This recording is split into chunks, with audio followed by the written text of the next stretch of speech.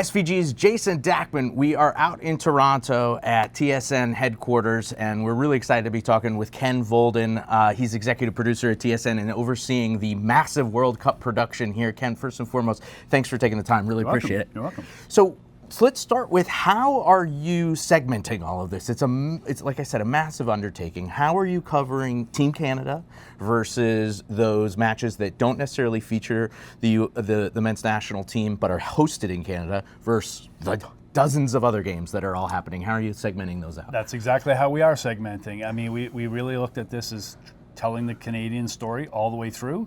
So we will follow Team Canada with our own truck, announcing those games with our own announcers inside the stadium all the way through. You know, we're certainly hopeful and think, you know, round of 32 is achievable, and beyond that it would be awesome. Right.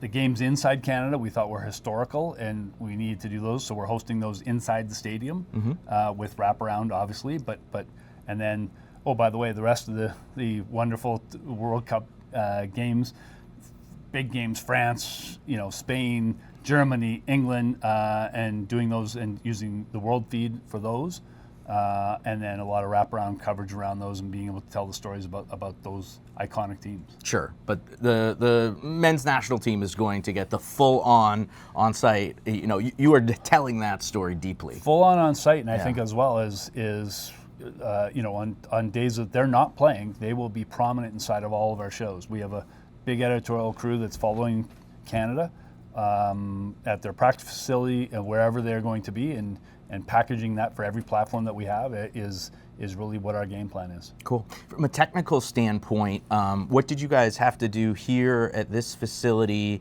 to get ready for one of the biggest events in many, many years? Well, I think, you know, really two things, maybe three things. Is one, making sure that we were technically ready and upgrading some equipment. Number two was, you know, where are we going to do all the other stuff that we already do? CFL, that's really important to us, adding the tempo on games where we host from the studio. So how are we hosting those when we're taking out some facilities to be able to do the World Cup? And we think we have a great plan. And then third of that was the implementation of HDR. We built an HDR master control so we can present all of the World Cup in HDR, the games.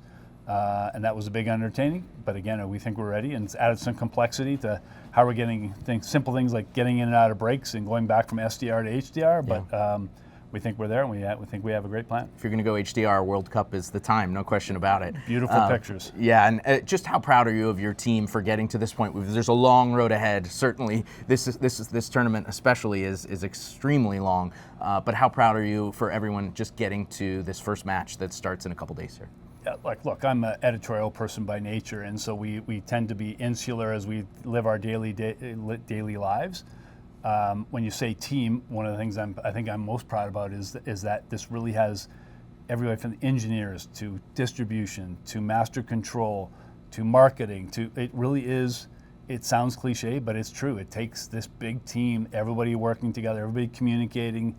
You know, as I like to say, with kindness and grace, where we've all kind of come together and relearned some names that we hadn't dealt with in a while, totally. but how important it was, and yeah, I'm super proud of that. Ken, thanks so much for your time. Awesome. Really appreciate it. Thank for you. more news from the 2026 FIFA World Cup, stay tuned to sportsvideo.org and the SVG Sports Tech blog.